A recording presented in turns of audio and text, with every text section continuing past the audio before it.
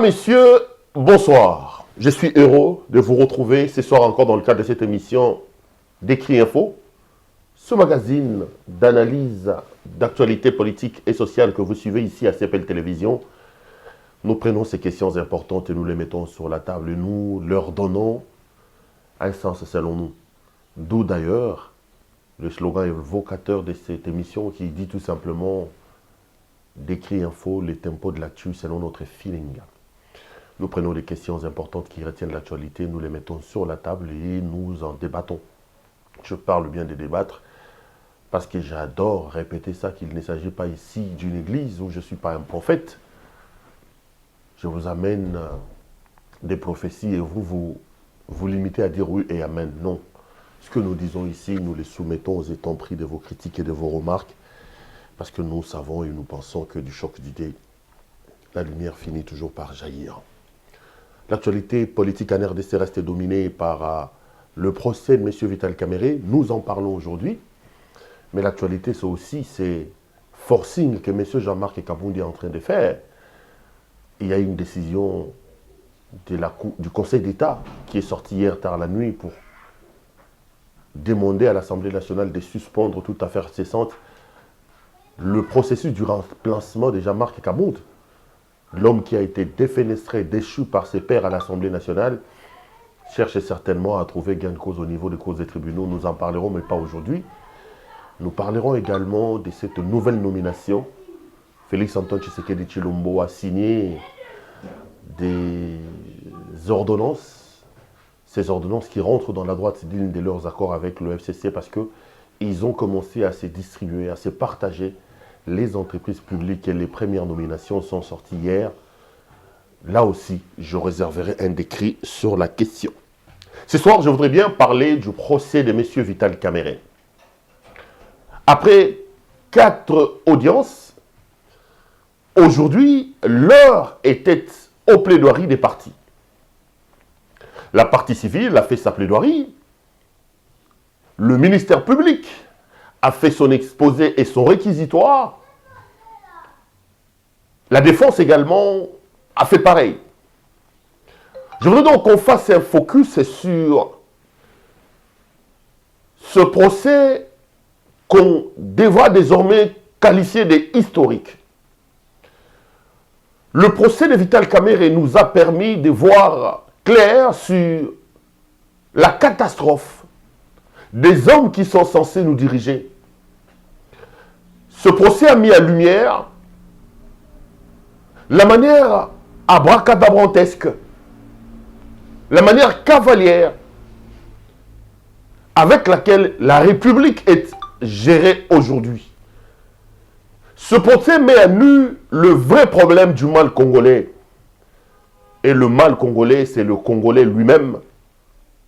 Parce que on se rend compte de plus en plus que le Congo comme pays, 2 345 000 km² de superficie, un scandale géologique avec un sol et un sous-sol très béni, a peut-être eu la malédiction d'avoir comme peuple, nous Congolais, un peuple que Mosengo qualifie de médiocre, un pays des inconscients tels que Moutinga a l'habitude de les dire.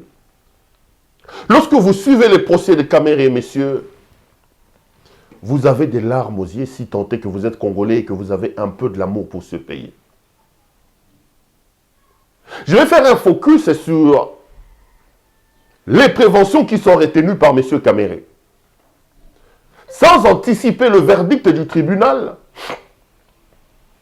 sans pour autant rendre un verdict, je sais que même si je le vais, je ne peux pas le faire. Parce que je n'ai pas le droit de le faire. Quelqu'un m'a fait la remarque lors de la dernière émission en me disant « On ne commente pas un procès qui est devant... » Non, non. Nous ne sommes plus en phase préjuridictionnelle qui est une phase secrète de l'instruction du dossier. Lorsque un dossier arrive chez un magistrat, on enclenche l'instruction de ces dossiers-là en phase préjuridictionnelle par un magistrat. On dit que cette phase-là, elle est secrète. Mais si dans son instruction, le magistrat estime avoir réuni suffisamment d'éléments faisant asseoir sa conviction sur la culpabilité de la personne poursuivie, ce magistrat-là décide d'amener l'affaire en fixation et de les faire appeler devant un tribunal. C'est-à-dire, il prend des éléments qui fondent sa conviction sur la possibilité d'une criminalité de la personne incriminée et il amène ça devant un procès, devant un juge. En ce moment-là, le procès n'est plus un secret, mais on dit que les audiences sont publiques. Des audiences publiques peuvent donc amener des citoyens comme moi à pouvoir commenter ce qui se passe là.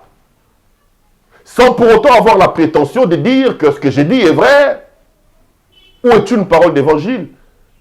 Mais nous sommes déjà en plein procès. Nous ne sommes plus en phase préjuridictionnelle pour que nous puissions nous abstenir de pouvoir commenter ce qui se passe là. Nous sommes au niveau des audiences et ces audiences sont publiques. Nous pouvons apporter notre commentaire, notre jugeote. Nous pouvons analyser le déroulement du procès. Ça se passe comme ça. Donc, cette critique des gens qui me disent « Vous n'avez pas le droit de parler du procès Caméré parce que c'est en justice », c'est une fausse interprétation et une très mauvaise connaissance des rouages des droits partout dans le monde et aussi ici en République démocratique du Congo. Et c'est d'ailleurs pour ça que vous voyez le procès de Caméré être filmé en direct. Lorsque j'ai suivi ce procès, les amis, je me suis rendu compte de la méchanceté. Je me suis rendu compte de l'inconscience des personnes qui ont pour charge de conduire aux destinées de nos enfants, de nos générations futures.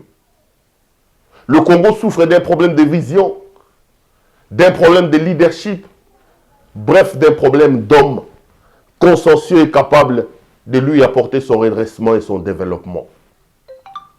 J'ai lu les préventions qui sont retenues par M. Caméré. Je dois vous avouer qu'en regardant les procès, sans pour autant influer sur le verdict qui est attendu, moi comme observateur seulement de la scène, je me suis vraiment rendu compte que les éléments constitutifs des infractions retenues par M. Caméré ont été mis à nu.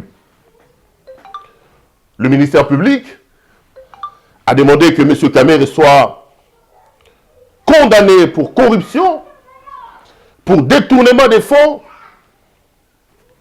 On appelle également à sa condamnation pour blanchiment d'argent.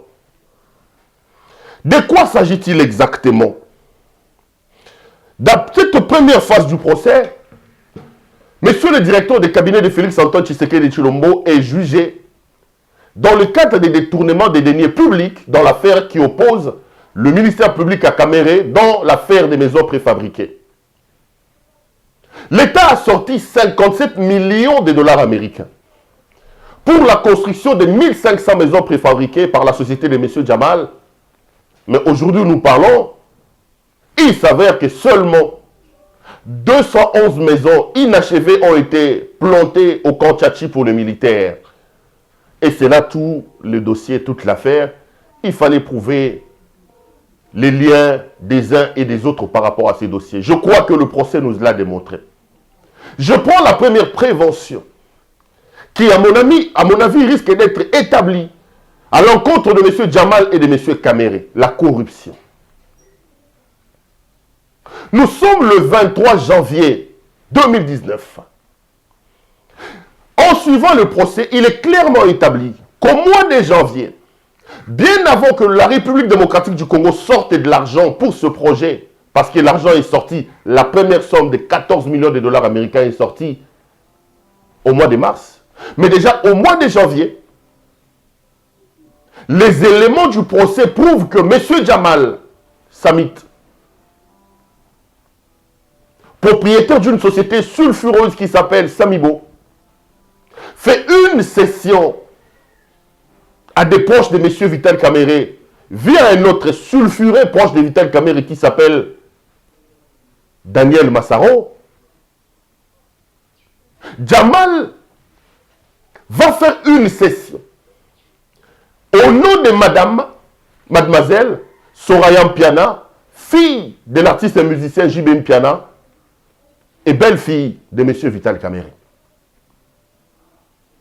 L'intention est clairement affichée et Le ministère public et les partis civils l'ont démontré. Ici, Jamal, qui est derrière un dossier pour obtenir des moyens, pour obtenir un marché public, bien avant le décaissement des fonds, il fait une session à la famille Caméré. M. Caméré a nié ça en disant « Écoutez, je ne connais pas cette affaire. » Une déposition qui n'a même pas réussi à faire rire les oiseaux. Mais revenons sur cette affaire-là. Daniel Massaro qui vient déposer et qui dit que c'est moi, Massaro, j'ai mis le nom de Soraya comme ça. Soit dit en passant, Massaro est marié, père de 3 enfants, mais lorsqu'il doit faire les documents pour une propriété qu'il dit lui appartenir, il dit qu'il a mis le nom qui lui est passé par la tête. Ce n'est pas le nom de sa femme, ce n'est pas le nom de sa mère, ce n'est pas le nom de sa sœur, c'est le nom de la fille, de la femme, de son cousin. Est-ce que vous pensez que c'est possible ça? Je me pose des questions. Je suis dans la prévention de la corruption. Parce qu'ici, il faut établir les liens entre les prévenus. Quels sont les liens? Jamal fait une session à messieurs Massaro et une autre à mademoiselle Soraya. Mais tous ces mondes-là, que ce soit Massaro, que ce soit Soraya, derrière eux, il y a l'ombre de qui? Il y a l'ombre de M. Vital Caméré. Il y a déjà un pont entre les deux parties. En clair, en réalité, si l'on doit interpréter, je veux obtenir ce marché, je veux vous montrer ma bonne volonté, qu'est-ce que j'ai fait? Je vous livre des parcelles dans la baie d'Engaliema. Et ils reçoivent des parcelles, non seulement ça, mais l'instruction du dossier a démontré qu'en dehors de ce parcelle, Massaro qui a joué un peu l'homme de main de M. Vital Caméré, le bras à tout faire, l'homme de sale coup entre guillemets, Massaro obtient également de M. Jamal 2 Jeeps, une Jeep Range Rover et une Jeep TXL. Jamal qui dit être un grand commerçant, et tout le monde sait que les commerçants sont derrière les gains. Jamal va comme ça pour raison, je ne sais pas moi, philanthropique, prendre 2 parcelles dans la baie de Ngaliema, un des quartiers UP de Kinshasa, prendre 2 Jeeps luxueuses et donner un cadeau à M. Daniel Massaro. Non. Jamal n'est pas l'armée du salut. C'est un commerçant dont le comportement ne tourne qu'autour de gains, autour du profit. Ici, en regardant la situation, l'on peut sans peur d'être contredit que ces éléments sont constitutifs du grief de la corruption. Monsieur Jamal Samit a véritablement corrompu Monsieur Vital Caméré Lwakaningi Nkingi en lui offrant de parcelles et des jeeps pour influencer son choix et son comportement dans l'attribution de ce marché. Je pense que M. Caméré a obtenu ce bien-là au titre des actes de corruption selon ce que nous avons suivi dans le procès. Sinon, comment expliquer qu'un commerçant vienne comme ça et qu'il donne? Ils ont tout simplement voulu maquiller l'affaire en mettant le nom de Soraya ou de Massaro dans cette affaire, mais en réalité, les esprits aiguisés estiment que le vrai bénéficiaire de ces cadeaux, c'est bel et bien M. Vital Caméré Lwakaningi Nkingi. Et si c'est Vital Caméré qui reçoit les cadeaux, vu la position majeure de Caméré dans le fonctionnement étatique, il s'agit ni plus ni moins que d'un acte de corruption avéré. Ni plus ni moins que d'un acte de corruption avéré. À mon point de vue, ce comportement peut bien asseoir l'argumentaire de la partie civile, mais aussi du ministère public sur la question de la corruption.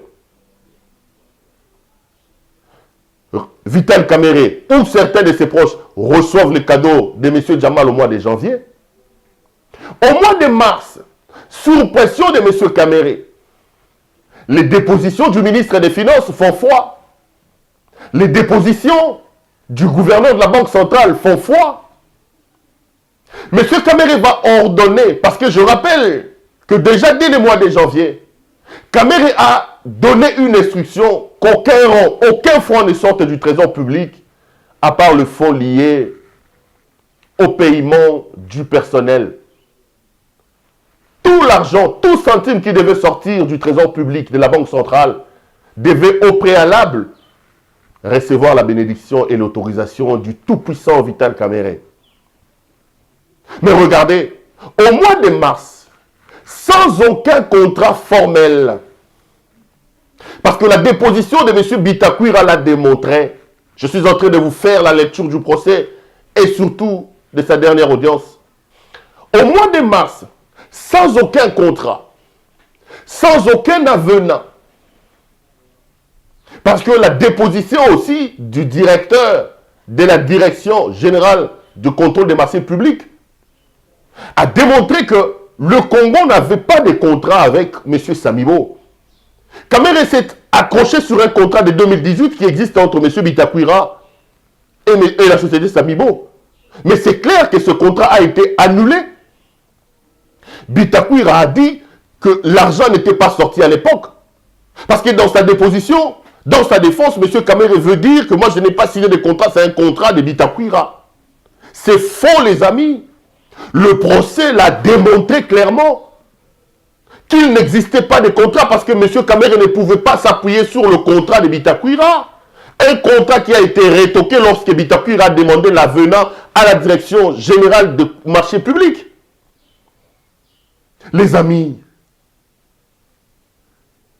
sans contrat, sans avenant, Vital Kamere va obtenir la sortie de 57 millions de dollars américains.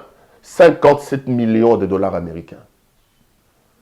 Soit dit en passant, nous sommes à plus de 4000 contaminés aujourd'hui sur l'affaire de Corona. Et le pays n'a pas l'argent. Moins de 3 millions de dollars ont été sortis pour lutter efficacement contre cette maladie. Soit dit en passant, j'étais avec mes amis du programme de vaccination. Nous avons des programmes qui sont bloqués parce qu'il n'y a pas 1 500 000 quote-part du gouvernement de la RDC aux fins de vacciner les gens. Mais regardez l'inconscience. Le placement des intérêts égoïstes et personnels au-dessus de l'intérêt collectif. Kamere sans contrat, les amis. Sans aucun contrat, sans aucun avenant, il va ordonner en procédure d'urgence pour que l'argent sorte de la Banque centrale. 57 millions de dollars sont sortis. Mais ce n'est pas tout. Voici le mauvais état d'esprit de ces hommes qui nous dirigent, de ces hommes qui sont au pouvoir. On va alerter M. Vital Kamere pour lui dire que les caisses de la Banque centrale sont vides. Il va falloir patienter. Non, monsieur, comme il avait quelque chose certainement à retirer, il va ordonner qu'on aille toucher l'argent à la Banque centrale, mais sur les réserves d'échange internationales. Le gouverneur de la Banque centrale a crié, il dit ce n'est pas possible. Nous avons que 800 millions de réserves en échange ici. Alors que selon les instructions de l'OADA, selon les instructions de la CIRGL, selon les instructions de la communauté internationale sur la matière de gestion des frais, nous devons avoir environ 6 semaines de réserves d'échange. 800 millions ne nous faisaient que 3 semaines. On a dit à M. Kamere, nous ne pouvons pas toucher à cet argent. D'ailleurs, les réserves sont en dessous de la normalité. Parce que la normalité, pour que le pays subisse avec succès le choc d'une dégringolade de la situation économique, les réserves d'échange doivent être au moins de 6 semaines. Le Congo n'en avait que 3 semaines.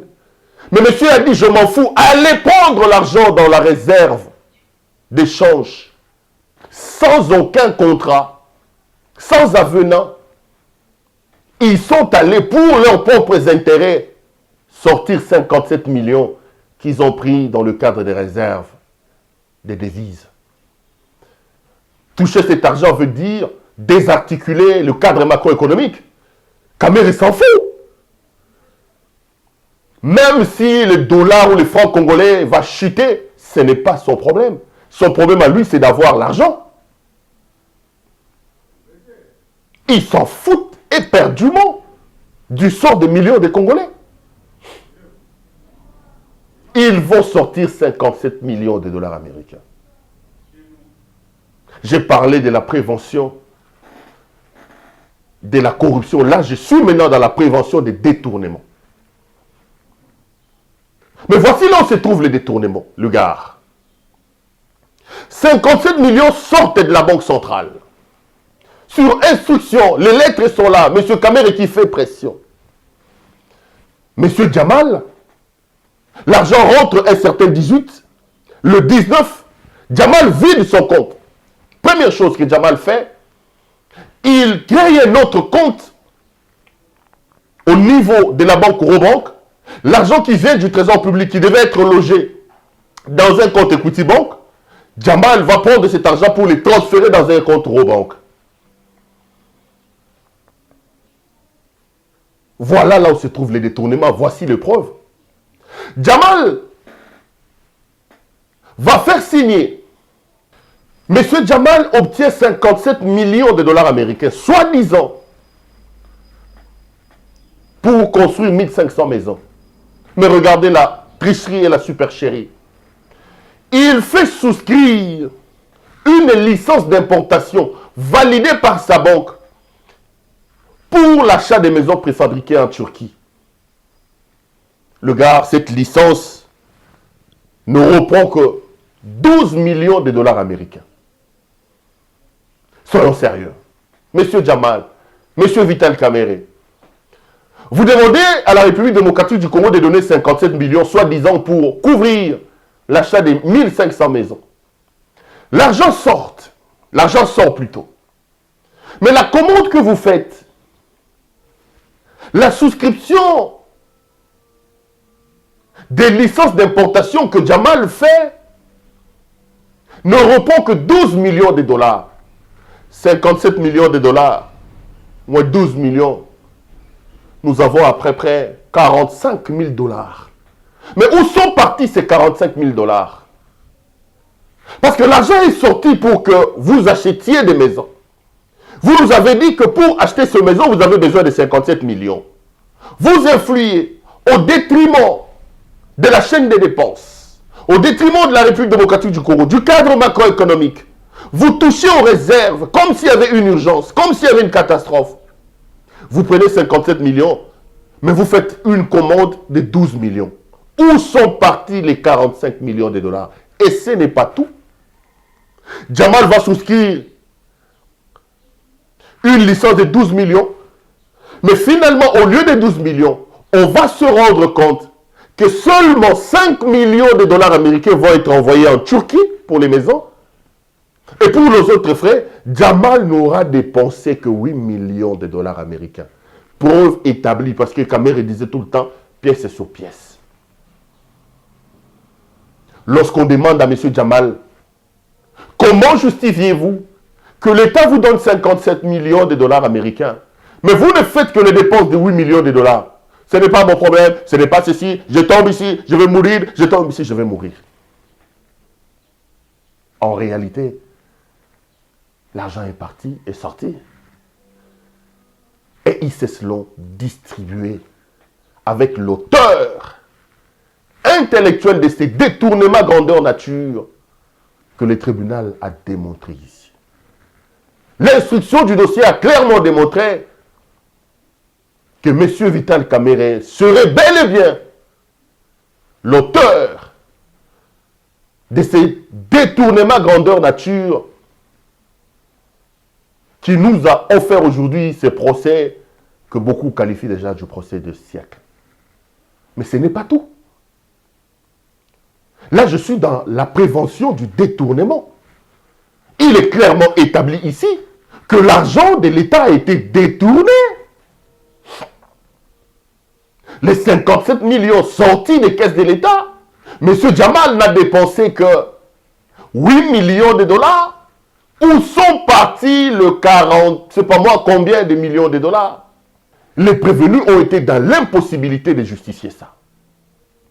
On s'est rendu compte en réalité que M. Jamal a pris l'argent, une bonne partie envoyé en fumée, retiré par son fils Jamal Jamal. Il dit qu'il a envoyé ça au Liban, il dit qu'il a envoyé à gauche et à droite. En réalité, mes frères, ils se sont partagés cet argent. Et le tribunal démontre d'ailleurs, via le procès plutôt, démontre comment l'argent a été partagé. Parce que lorsque vous prenez le premier trimestre de 2019, jusqu'à la fin de 2019, il a été clairement établi que M. Kamere et sa famille vivaient dans une opulence arrogante. Vous avez vu le sulfureux Massaro présenter des montagnes de dollars. Le ministère public, la partie civile ont démontré que pendant ce temps, M. Kamere a acquis des propriétés de sommes exagérées.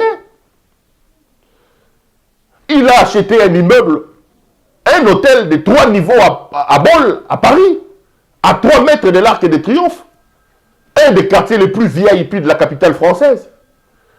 Et pour réhabiliter son hôtel qu'il a acquis, et lui et sa femme ont fait signer un prestataire 4 étoiles, ils ont dépensé plus de 2 millions d'euros pour la réhabilitation de leur hôtel.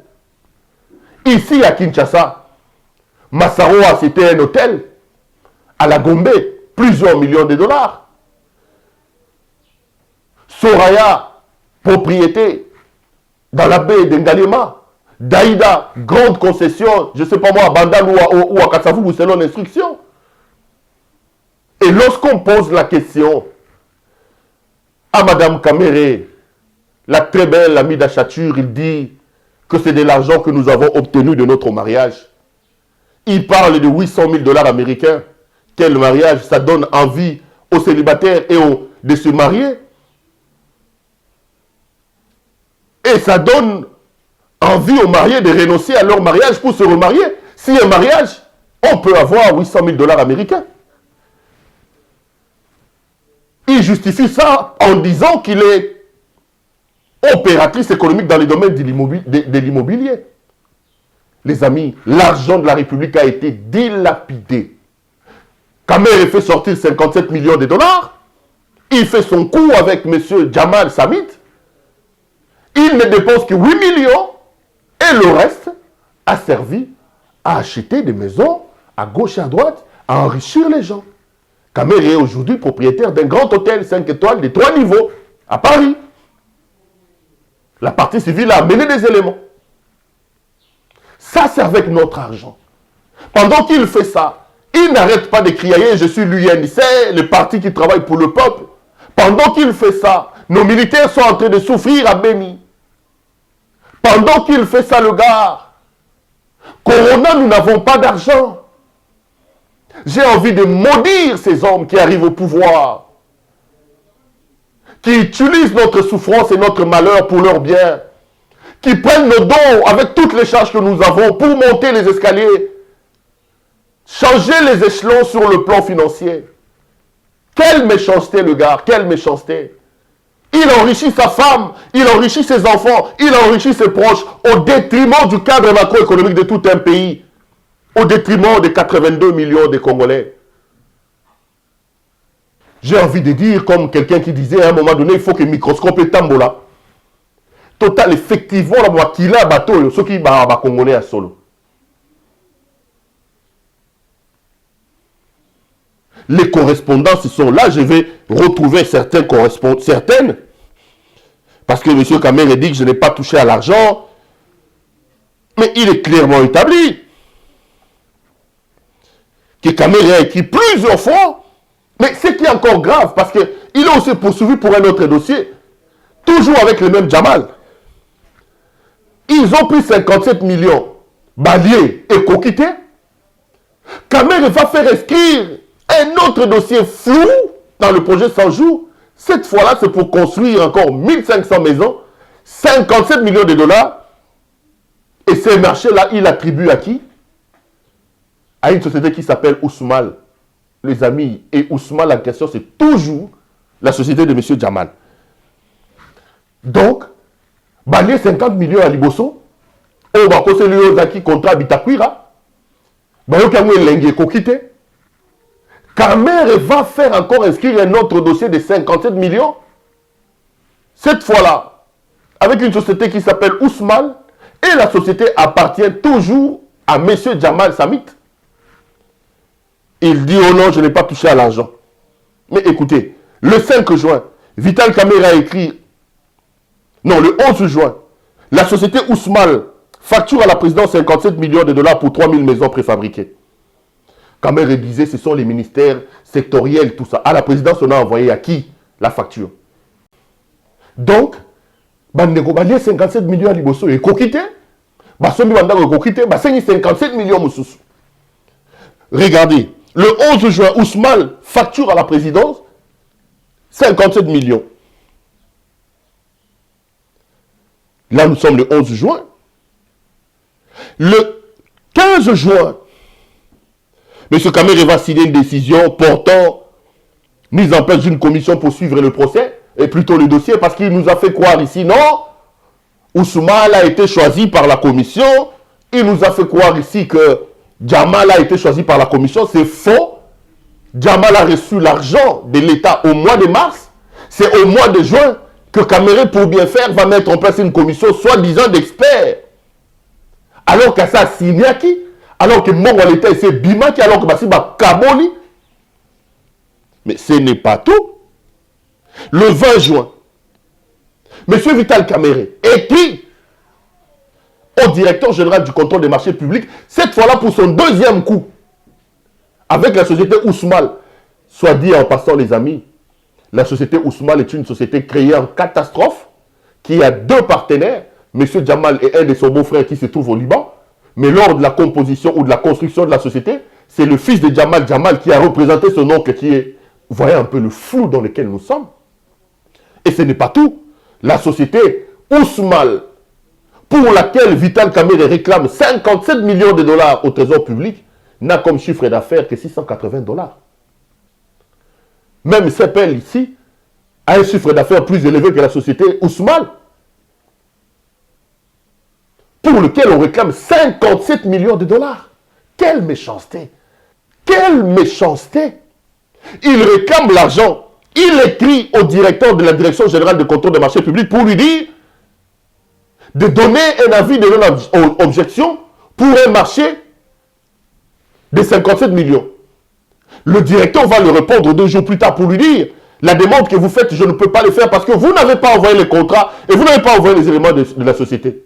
Kamerhe ne répondra jamais à cette correspondance du directeur de la Direction de contrôle des marchés publics. Mais malgré ça, le 10 juillet, Kamerhe va écrire au ministre des Finances pour lui demander de payer la société Ousmane 57 millions de dollars américains pour les maisons préfabriquées. Toyibi Ali Bosso, et ça lui sont bien, nous t'en réclamé, et pendant que Kamerhe réclame cet argent, le premier contrat signé par Samibo n'est pas encore exécuté, les maisons n'est pas encore installées, mais il va encore recruter la même personne et il va demander, au détriment de la vie de la Direction générale de contrôle des marchés publics, de l'argent.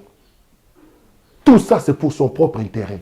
Les amis, j'ai l'impression qu'en fait et en droit, l'infraction du détournement des deniers publics est établie. Babendi 57 millions, va frapper plus de 45 millions, 8 millions va salir sembler bâtir en Turquie, va sommer moi quelques maisons, le reste, nous avons nos bandaku, à sommer va soraya bandaku, à sommer na botel na poto tout ça. Biso ba yuma na bango. On souffre, on n'a pas de l'eau, on n'a pas d'électricité. Monsieur arrive au pouvoir, moins d'une année après, il devient propriétaire d'hôtels de luxe. À Paris avec sa belle épouse. La beauté, oui.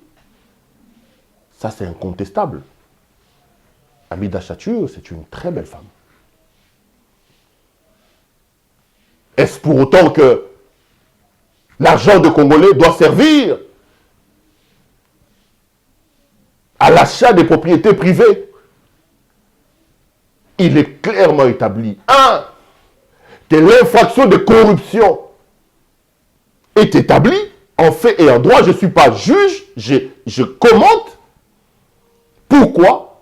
Parce que 2 mois avant la sortie de l'argent, M. Jamal a offert 2 Jeeps luxueuses, une Range Rover et une Jeep TXL. Il a offert 2 propriétés. L'une au nom de M. Massaro, l'autre au nom de Soraya Mpiana. Les 2 personnes sont en lien étroit avec M. Vital Kamerhe. L'objectif était simple, donner des cadeaux au fin d'obtenir ce marché flou de la part d'un tout-puissant directeur de cabinet qui pensait qu'il était le maître du monde et du ciel. La corruption est donc établie par ces faits-là. Le détournement, j'ai dit oui. M. Kamerhe, au détriment de la chaîne des dépenses, contre les intérêts collectifs de tous les Congolais, a ordonné et a influé pour que 57 millions sortent de la Banque centrale, qui était en vide de liquidité. On est allé puiser cet argent-là au niveau des recherches, des réserves d'échange. Babendi 57 millions, mais la souscription de la licence d'importation de Jamal stipule qu'il avait besoin de 12 millions. Et au finish, seulement 5 millions seront envoyés en Turquie pour l'achat des maisons. Le reste va détourner, va pandi. Et la partie civile amène le preuve de ces détournements par les acquisitions de M. Vital Kamerhe et de sa femme. Kamerhe a sombi Ndaku Napoto, a sombi hôtel 3 étoiles, hôtel plutôt à 3 niveaux, qu'il fait réhabiliter par une entreprise 4 étoiles. Kamerhe a sombi Ndaku Massaro, a sombi hôtel na Gombe, plus d'1 million. Tout ça, c'est avec l'argent des Congolais. Et 3e prévention retenue dans cette affaire, c'est le blanchiment d'argent. Là aussi, j'ai l'impression que les éléments accablent Vital Kamerhe. Parce que vous allez voir que 57 millions rentrent sans aucun respect de la procédure. Jamal peut aller à la banque retirer 10 millions en liquidité, en liquide, les amis. Jamal a envoyé plus de 10 millions dans le Liban. Quand on lui pose la question, tu as fait comment? Par voie bancaire, lui-même, il sait par quelle magie il a envoyé cet argent. Ça, c'est du blanchiment d'argent. Parce que tout le monde se bat pour que l'argent soit canalisé. On sait aujourd'hui que les circuits officiels monétaires, ce sont les banques. On interdit à des particuliers, à des individus, d'avoir des sommes exorbitantes. Ces éléments ici, où quelqu'un peut venir dans une banque retirer 10 millions de dollars, quelqu'un peut venir, sans passer par les circuits bancaires, envoyer des millions de dollars au Liban, n'est plus ni moins que constitutif de l'infraction du blanchiment d'argent. Et c'est très dangereux. Parce que souvent, le blanchiment d'argent est rattaché à une autre infraction qui est le financement du terrorisme. Voilà les gens qui nous dirigent. Aujourd'hui, le dollar se négocie pratiquement à 20. Aujourd'hui, les prix des denrées alimentaires ont flambé. Les gens ne savent plus manger, ne savent plus boire. Mais c'est parce que Kamerhe, pour des raisons propres à lui, pour ses intérêts égoïstes et personnels, avait décidé d'aller toucher aux réserves d'échange en devises dans la banque centrale. Et il s'est acheté des maisons. Koro Kayou lui a démontré que Kamerhe et Amida sont désormais propriétaires des hôtels à Paris. Ceci est une preuve que ces gens n'ont aucun amour pour le Congo. Les amis, ça fait peur aux yeux et j'ai des larmes quand je parle de ces choses. Je voudrais conclure avec colère en disant, je ne suis pas juge, je ne suis pas procureur, je ne suis qu'un simple observateur et je suivis avec attention le procès Kamerhe. Pour moi, il est établi en fait et en droit que les préventions des corruptions, des détournements et des blanchiments d'argent ont été établis du côté de M. Vital Kamerhe. Les éléments tels que développés par les partis démontrent à suffisance que M. Kamerhe est responsable de ce qu'on lui reproche. J'attends que la justice fasse son travail, que la justice puisse saisir et alors, de manière rigoureuse, pour lancer un message de découragement à tous les autres détourneurs, à ceux que Kabila appelait les koulouna en cravate, qui pullulent encore ici au travers de nos institutions. J'attends avec empressement le jugement qui sera rendu dans cette affaire parce que pour moi, observateur averti du procès, j'ai l'impression que les éléments constitutifs du procès, les éléments constitutifs des infractions pour lesquelles M. Kamere et consorts ont été envoyés devant les tribunaux ont été clairement démontrés. Je ne fais pas un procès ici à charge. Je ne refuse pas la présomption d'innocence aux inculpés. Mais j'ai table sur les éléments mis en place lors de ce procès. J'attends que cet homme, ces hommes qui se sont servis de nos malheurs pour nous piller, j'aimerais bien voir comment ils sont punis et alors sévèrement par la justice de mon pays. Madame, Messieurs, ça a été un grand plaisir pour moi de vous présenter cette émission. Je serai heureux de vous retrouver lors d'un autre numéro, tout en vous appelant à un peu d'amour et de sérieux pour ce pays, qui est le seul bien commun que nous avons nous tous. Prenez très bien soin de vous, car chaque jour compte et chaque jour est une vie. Bonsoir chez vous.